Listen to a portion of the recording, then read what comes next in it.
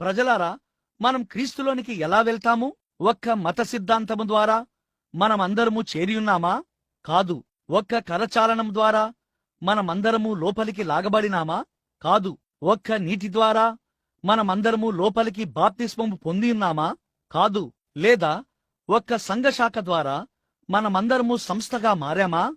కాదు. కాని 1 కొరింథీ 12:13 ఒక్క ఆత్మ ద్వారా, పరిశుద్ధాత్మ, దేవుని ఆత్మ, మనమందరము మెథడిస్టు, బ్యాప్టిస్టు, లూథరను, ప్రెస్బిటేరియను ఆయన వెలుగులోనున్న ప్రకారము వెలుగులో నడిచిన ఎడల మనము ఒకరితోనొకరము సహవాసము కలిగియుందుము.